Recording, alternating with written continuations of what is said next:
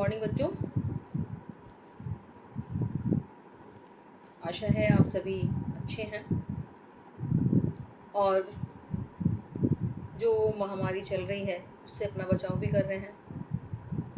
आपको करना क्या है, रोज़ाना साबुन से कितनी बार हाथ भी धोने हैं, सफाई का ध्यान रखना है। और मुझे बहुत अधिक अच्छा लग रहा है कि आप अपने काम को रेगुलरली कर भी रहे हैं, अच्छा रेस्पॉन्स दे रहे हैं। आपने वीडियो देखी कल। वीडियो देखने के बाद बहुत सारे बच्चों ने मुझसे प्रश्न भी किए, अपने होमवर्क भी दिखाया। इसके लिए आप सभी साधुवाद के पात्र हैं। आप अच्छा मेहनत करेंगे तो उसका रिजल्ट भी अच्छा ही होगा। आपका जो परिश्रम है निश्चय ही रंग लाएगा। जब बच्चा अपने किसी बात का रेस्पॉन्स देता है तब निश्चय मुझे भी ये लगता है कि हाँ, मैं जो बच्चों को बता रही हूँ वो उन तक वो बात पहुँच भी रही है। कुछ बच्चों ने वीडियो देख करके एक प्रश्न दोबारा से समझाने के लिए मुझे कहा कि जो शीत युद्ध था, क्या ये वास्तव में युद्ध में परिणित हो सकता था, हो सकता है, हो सकता था, दोनों तरह से है। मैं आपको एक बार फिर से रिपीट करना चाहूंगी। उसके फ्लैश में जाओ तो आपको ये लगेगा कि ये जो घटनाएं हैं, विश्व में जो एक घटना घटी, द्वितीय विश्व युद्ध, बहुत सारे परिणाम उसके हमारे सामने आए। दो महाशक्तियां हमारे सामने आई, अमेरिका और सोवियत संघ। इन दोनों की जो विचारधारा थी, मैंने आपको बताया कि इन दोनों के बीच केवल विचारधारा का अंतर रहा। और क्योंकि दो महाशक्तियां थी, आप समझ गए कि एक ही खेमे में रहते हुए भी दोनों अलग थलग पड़ गए। किस लिए पड़ गए कि एक थे तो दोनों बराबर बराबर शक्ति वाले, लेकिन एक अपने से आगे बढ़ने के लिए दूसरे को नीचे गिराने की कोशिश में रहा। सपोज दो, आज की परिस्थिति को ले लीजिए। आज जो परिस्थिति है लगभग कुछ वैसी ही है। अमेरिका महाशक्ति अभी भी है, आज भी हम उसको महाशक्ति ही मान रहे हैं। लेकिन चाइना भी एक महाशक्ति ही है। बहुत कुछ उसने अपने दम पे पैदा कर लिया। ये भी एक शीत युद्ध का दौर माना जा सकता है। उसने एक वायरस तैयार कर लिया, वो कहता है उसने किया, अमेरिका कहते चाइना ने किया, चाइना कहता है कि अमेरिका के यहाँ हुआ। है तो अंदर खाने दोनों का एक प्रतिद्वंदी। तो वो प्रतिद्वंदता क्या है? कोल्ड वार है। तो अब बच्चों ने एक प्रश्न मुझसे किया कि क्या ये कोल्ड वार वास्तविक युद्ध में बदल सकता है? ये पूरी तरह से समझ नहीं आया। तो मैं आपको फिर से उसको रिपीट कर रही हूँ कि जो कोल्ड वार रहा, ये धीरे धीरे पनपता है। झूठी अफवाहें फैलाना, झूठा प्रचार करना, एक दूसरे को नीचा दिखाने के लिए जहर उगलना, यही तो बातें होती हैं कोल्ड वार के दौरान। अमेरिका सोवियत संघ पर आक्षेप करता रहा, सोवियत संघ अमेरिका पे आक्षेप करता रहा। मतलब तरह तरह की जो बातें रही, जिनका कोई तथ्य ही नहीं था, वो उन तथ्य से परे वो बातें होती रही। और जब इस तरह की घटनाएं होती हैं तो कई बार क्या लगता है कि विस्फोट हो ही जाएगा। मैंने उदाहरण देके बताया था कि मान लीजिए दो व्यक्ति खड़े हैं और दोनों बराबर के ताकतवर हैं। सपोज मैं हूं, आप हैं, दो आदमी खड़े हैं, मुझ में उतनी ताकत है, आप में भी उतनी ताकत है। लेकिन हम तीसरे आदमी को दिखाना चाहते हैं कि देखो मैं सुपर हूं, और तुम क्या दिखाना हो कि मैं सुपर हूं। तो दो सुपर जब एक दूसरे से टकराते हैं तो क्या होता है? अहम टकराता है दोनों का, मैं, मेरा। ये बात जब सामने आती है तो अपने आप को ऊंचा साबित करने के लिए साम दाम दंड भेद, ये सारी नीतियां अपनाई जाती हैं। क्या अच्छा है, क्या अच्छा नहीं है, क्या दूसरे का नुकसान कर सकता है, सब कुछ मायने नहीं रखता। सब वो विध्वंस में निपटने की तैयारी में चले जाते हैं। तो यही बात वही है कि जब किसी की आवश्यकता से अधिक अति हो जाए, हम केवल शब्दों के बाण तो छोड़ रहे हैं, लेकिन शब्दों के बाण किसी दूसरे को अधिक ना चुभ जाए, यदि ऐसा हो जाता है तो निश्चय ही ये युद्ध में भी परिणित हो सकता है। और मैं आपको फिर बता दूं कि ये जो चैप्टर है आपका, ये एक महत्वपूर्ण विषय को लेकर के है, और इसमें से निश्चय ही 3 नंबर का, 6 नंबर का, 8 नंबर का कोई ना कोई क्वेश्चन आएगा। अति लघु में आ सकता है, लघु में आ सकता है, या अति लघु में आ सकता है, या फिर विस्तृत क्वेश्चन में भी आ सकता है। निश्चित तौर से एग्जामिनर जरूर इस पर एक प्रश्न पूछता है। एक कॉमन सा क्वेश्चन अति लघु में आता है कि शीत युद्ध है क्या, ये कब से कब तक हुआ। लघु में कारण पूछे जा सकते हैं। इसके अलावा जो आपके ऑब्जेक्टिव क्वेश्चन है वो भी इसमें से निकल करके आते हैं, और लॉन्ग क्वेश्चन एक आपका तैयार हो जाता है कि जो शीत युद्ध है वो है क्या, किन परिस्थितियों में हुआ, क्या कारण रहे और उसके क्या परिणाम रहे। तो ये एक लॉन्ग क्वेश्चन भी तैयार हो जाता है आपका। तो शायद अब आप मेरी बात को समझ गए होंगे कि ये जो शीत युद्ध है, ये निश्चय ही, यदि आपसे मैं कहूँगी तो आप इसका आंसर अपने हिसाब से कहेंगे कि हाँ निश्चय ही, यदि परिस्थिति विस्फोटक हुई तब वो, जब वो सीमा से परे हो जाएगा तो वो अवश्य ही एक युद्ध के रूप में परिणित हो सकता है। उदाहरण तुम आज का भी दे सकते हो कि जैसे अब चाइना के लिए क्या है, अमेरिका कह रहा है कि यदि तुमने इतना नुकसान मेरा कर दिया, कोरोना वायरस से मेरे इतने लोग मर गए, तुम इसके जिम्मेदार हो और हम तुम पर आक्रमण करेंगे। तुमने हमें ही नहीं पूरे विश्व को प्रभावित किया है, तुम्हारे द्वारा हो रहा है। उधर चीन कह रहा है कि मेरे यहाँ नहीं, तुम्हारे यहाँ से भी हो सकता है। तो दोनों आक्षेप ही तो कर रहे हैं ना। और यदि जिसके यहाँ हानि ज्यादा होगी तो वो क्या करेगा, ठीक है अच्छा मैं तुझे देख लेता हूँ। जब जिसका विनाश हो रहा हो ना तो कहता है कि अच्छा मैं तो जा ही रहा हूँ तो तुझे भी लेके डूबूंगा, वो वाली बात होती है। तो वो एक युद्ध के रूप में परिणित होने में भी कोई देर नहीं लगती। हाँ ये हो सकता है। समझ गए होंगे मेरी बात को। चलिए अब आगे चलते हैं आज के वीडियो पे। देखिए ये जो एक टॉपिक है धीरे धीरे अलग अलग उसमें में आगे बढ़ता चला जाएगा। तो आज हम जो रखेंगे, हम उस विश्व युद्ध की भी बात करेंगे जो हमारा द्वितीय विश्व युद्ध हुआ। हम थोड़ी सी बात वहां भी करेंगे, शीत युद्ध पे हम बाद में आएंगे कि ये अंत कैसे हुआ, वो तो उस पर आएंगे। लेकिन आज हम जो चर्चा करने जा रहे हैं वो है हमारा द्वितीय विश्व युद्ध। जो ये द्वितीय युद्ध हुआ, ये हुआ 1914 से लेकर के 1918 तक, ये इन वर्षों में ये होता रहा पहला विश्व युद्ध। इसके बाद दूसरा विश्व युद्ध शुरू हुआ, ये 1939 से लेकर के 1945 तक इसकी समय सीमा रही। ये तब तक युद्ध होता रहा। अब जब ये युद्ध हुआ तो उस बीच दो गुट बने हमारे सामने, विश्व के सामने दो गुट सामने दिखाया मैं। जो पूरा संसार था दो गुटों में बट गया, जिन और उनमें अलग अलग देश अलग अलग गुटों से सम्मिलित हो गए। पहला गुट जो बना वो था मित्र राष्ट्र का, और दूसरा बना धुरी राष्ट्र। अब आप पूछेंगे कि मित्र राष्ट्र से अभिप्राय क्या है, यानी कि अमेरिका के साथ जो जुड़ गए, उसमें आपका जो सोवियत संघ था, फ्रांस था, ब्रिटेन था, ये तीनों मिलकर के कहलाए मित्र राष्ट्र।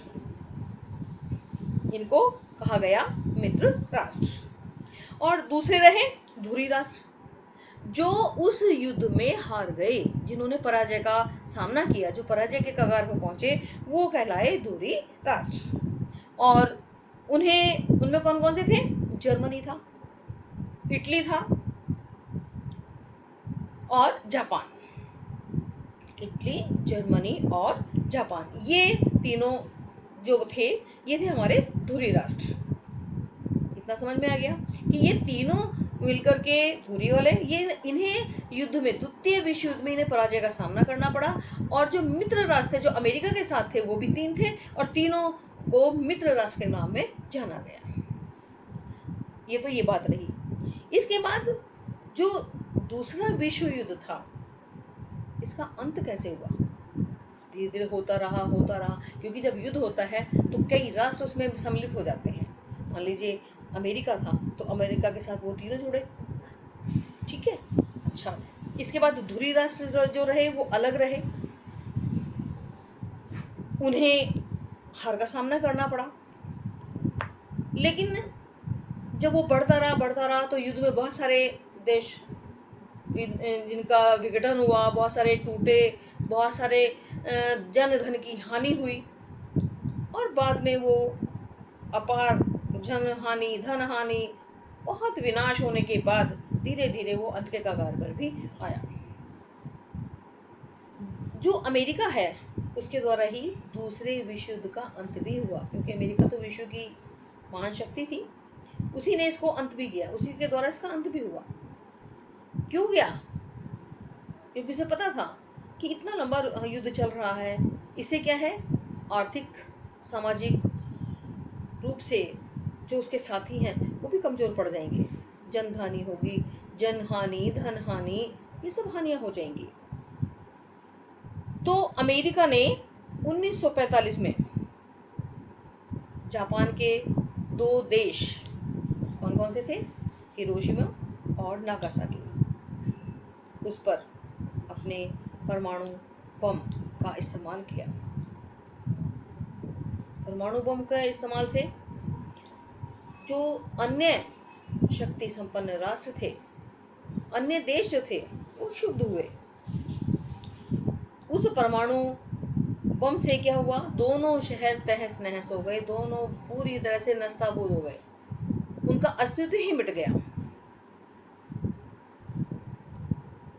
और अमेरिका ने ये दिखाने की कोशिश की अन्य देशों के सामने कि केवल मैं ही एक महाशक्ति हूँ, मैं परमाणु संपन्न शक्ति हूँ, और मेरे पास विध्वंसक शक्ति है जिससे मैं पूरी दुनिया पर साम्राज्य अपना स्थापित कर सकता हूँ। बिल्कुल सही बात थी, उसने ये साबित भी किया। लेकिन इन्हीं बमों के गिराने के साथ ही जो द्वितीय विश्व युद्ध था वो भी समाप्ति के कगार पर आ गया, उसका अंत भी आया। अब देखिए, 2 बम गिराए, उन दोनों बमों की क्षमता पता कितनी थी? 15 से 21 किलो टन उसकी क्षमता थी। इतनी अधिक क्षमता थी कि वो जो विस्फोटक सामग्री थी वो उन दोनों को नास्ताबूद करने में सक्षम थी। और दोनों बम का जो नाम था, एक का लिटिल बॉय और दूसरे का था फैट मैन, उनके नाम भी रखे गए थे। दोनों परमाणु बमों ने पूरे विश्व को हिला करके रख दिया, दोनों शहरों को तहस नहस कर दिया, और वो जो फिर से उस द्वितीय विश्व का युद्ध का अंत हुआ। अब देखिए, कोई भी काम होता है तो उसकी आलोचना तो होती ही है। पूरे विश्व में अमेरिका की इस कृत्य की आलोचना हुई कि एक ही झटके में दो शहरों को तहस नहस कर दिया गया। आलोचना इसकी अवश्य सब होनी थी, लेकिन अमेरिका तो अपने शक्ति में पूरा मौज में चूर था कि मैंने जो किया बहुत अच्छा किया। बहुत आलोचना के बाद अमेरिका को ये लगा कि जो मेरे साथी हैं, जो मेरे साथी देश हैं, उनमें भी मेरी साख नीची होती जा रही है। मुझे धीरे धीरे मैं एक केंद्र बनता जा रहा हूँ आलोचना का, क्योंकि उसे ये भी पता था अमेरिका को कि कुछ ही समय बाद जो जापान है वो तो आत्मसमर्पण कर ही देगा। बाकी देशों को पता था कि अमेरिका के सामने जो जापान है वो निश्चय ही आत्मसमर्पण करेगा, क्योंकि वो हार ही रहे हैं। लेकिन फिर भी अमेरिका को ये बर्दाश्त ही नहीं हो रहा था, उसे रुका ही नहीं गया। उसने जानते हुए भी, वो जानबूझ करके अमेरिका ने जापान पर यह परीक्षण किया, इतना पता होने के बावजूद कि जापान निश्चय ही आत्मसमर्पण कर देगा, इतनी समझ होते हुए भी उसने ये किया। अब आप सोचोगे कि ऐसा क्यों किया अमेरिका ने? एक प्रश्न यहाँ पे ये खड़ा हो जाता है कि यदि इतना पता था तो अमेरिका ने ऐसा क्यों किया? तो जब कोई काम करता है ना तो दूसरे के सामने क्या है, अपनी सफाई भी तो पेश करता है। मतलब मैं कुछ गलत भी कर दूं तो दूसरे के सामने नजरों में अच्छा बनाने के लिए तो क्या है, मैं भी अपना पक्ष रखूंगा, नहीं जी मैंने ऐसे नहीं किया, मैं तो ऐसे कर ही नहीं सकता, मैंने तो ये सोच कर नहीं किया, या मैं उसका कुछ भी कहा जा करके अपनी सफाई दूं। तो अमेरिका ने भी अपनी सफाई दी। अमेरिका की सफाई क्या थी कि ठीक है जी मैं शक्तिशाली तो हुई, इसमें कोई वो नहीं है, लेकिन उसने अपने बचाव में क्या कहा कि मैं तो ये चाहता था कि ये विश्व युद्ध बहुत जल्द से जल्द खत्म हो जाए। ये जो विश्व युद्ध चल रहा है वो बहुत लंबा ना चले, क्योंकि लंबा चलने से क्या होगा, जो जन और धन की हानि होगी और मेरे जो साथी राष्ट्र हैं उनको अपार क्षति होती चली जाएगी और उसकी अपनी भी शक्ति और कमजोर हो जाएगी, क्योंकि अपनी शक्ति के साथ उनका भी तो प्रयोग वो कर रहा था।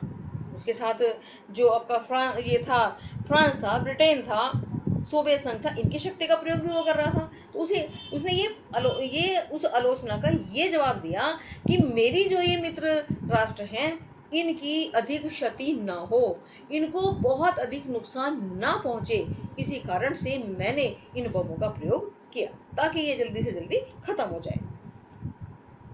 मैं तो उसको रोकना चाहता था।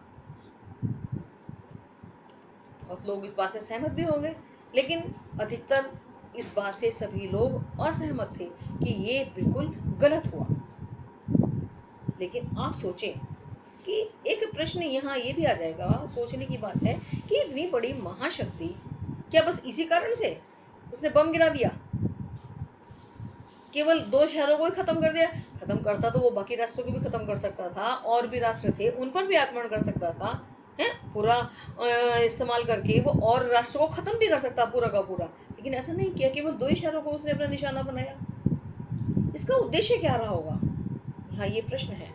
एक जो हमारे सामने जो बात निकल करके आएगी वो है कि हमले के पीछे का वाकई उद्देश्य क्या रहा अमेरिका का।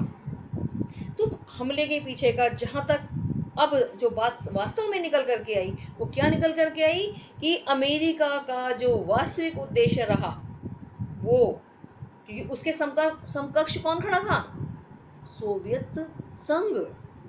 वो उसका प्रतिद्वंदी था। उसे पता था कि मेरे बराबर का जो कद्दावर है वो कौन है? सोवियत संघ है। तो सोवियत संघ जो है वो इतना बराबर का है कि वो भी महाशक्ति है, संपन्न मेरे बराबर वही है।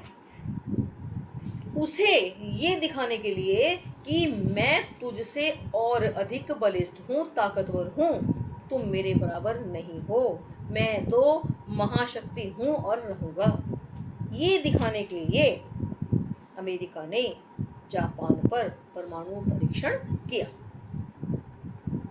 बात समझ आ गई कि परमाणु परीक्षण करने का उसका उद्देश्य क्या रहा कि सोवियत संघ को, जो उसका साथी रहा युद्ध के साथ, तो वो खेमे में था ही था, दोनों मिलकर के लड़ ही रहे थे, लेकिन उस परमाणु परीक्षण के दौरान उसने ये सिद्ध करने की कोशिश की कि वो ये जान जाए कि मैं ही, ओनली मैं, केवल मैं, उसकी जो मैं थी, ये दिखाने के लिए सोवियत संघ को कि मेरे समकक्ष कोई और नहीं है, केवल मैं हूं जो पूरी महाशक्ति के रूप में विश्व में कायम रहूंगा, मैं ही एक महाताकतवर हूँ, ये दिखाने के लिए उसने इस परमाणु शक्ति का प्रयोग किया, और इसी परमाणु शक्ति के साथ दूसरे विश्व युद्ध का अंत हो गया।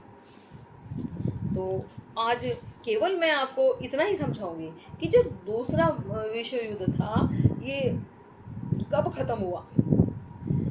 जैसे ये खत्म हुआ, क्योंकि अभी थोड़ा फ्लैशबैक में गए हम, उसके बाद ही तो कोल्ड वॉर शुरू हुआ, क्योंकि सोवियत संघ को उसने ये समझाने की कोशिश की कि मैं तो शक्ति संपन्न हूं, तुम मेरे समकक्ष नहीं हो। और उसके बाद से आपने देखा, मैंने पीछे भी आपको बताया था कि सोवियत संघ जो था बहुत अधिक नाराज था अमेरिका से, क्योंकि परमाणु जो बॉम्ब थे इसकी बात इसने छुपाई रखी थी कि इसके पास परमाणु है। उसने नहीं बताया था कि इसके पास परमाणु है, परमाणु हथियार भी है, ये उसने कुछ नहीं पता था। तो उस बात से तो सोवियत संघ नाराज था कि मुझे बताया नहीं। भाई लड़ने के लिए तो सारे एक हो ही गए थे, सब आपस में मिलकर के एक होकर के दूसरे विश्व में भागीदारी कर रहे थे, तभी तो वो युद्ध जीतने में अमेरिका सफल रहा। तो इससे दोनों के बीच टकराव और तनाव की बात शुरू हुई। फिर सोवियत संघ ने धीरे धीरे किनारा करना शुरू किया। तब जाकर के ये वो वहां से वो तो अंत हो गया कि दूसरा विश्व युद्ध तो खत्म हो गया, लेकिन शुरुआत किसकी हो गई? कोल्ड वॉर की। मैं आज जो तुम्हें समझाने का मेरा जो उद्देश्य रहा, आपको ये भी पता होना चाहिए कि दूसरा विश्व युद्ध कब तो खत्म हुआ, कब शुरू हुआ, और उसके साथ ही जो कोल्ड वॉर है वो शुरू हो गया। आज आपको इतना समझ आ गया, और इसमें से कई क्वेश्चन निकल करके आएंगे जो आपके वस्तुनिष्ठ के रूप में ऑब्जेक्टिव भी बनेंगे। इसके अलावा इन्हीं में से आपको लघु उत्तरीय प्रश्न भी बन जाएंगे, और आप इसमें से बड़ा क्वेश्चन भी तैयार कर सकते हैं। एक लॉन्ग क्वेश्चन भी तैयार हो जाएगा। तो कौन से कब तक सेकेंड वॉर जो वर्ल्ड वॉर रहा, ये मित्र राष्ट्र में कौन कौन से देश सम्मिलित रहे, इसके अलावा अमेरिका ने जापान पर परमाणु बॉम्ब का प्रयोग क्यों किया, ये भी एक question, very very important question है जो अक्सर जो परीक्षक है पूछ लेते हैं। परमाणु बम की क्षमता कितनी थी जिनका प्रयोग जापान पर किया गया, उसकी क्षमता कितनी थी। इसके अलावा एक क्वेश्चन और आपसे हो सकता है कि अमेरिका के इस कार्य की क्या आलोचना उसकी महाशक्ति के रूप में ही हुई, उसके पीछे अमेरिका ने क्या तर्क दिया, ये भी। तो आप इन सभी प्रश्नों का उत्तर अपनी नोटबुक में करेंगे, और यहीं से हम शुरू करेंगे कि जो कोल्ड वॉर है वो अपनी चरम सीमा पर कब आया। कल हम फिर नए एक शीत युद्ध के जो दौर का अंतिम भाग जो है,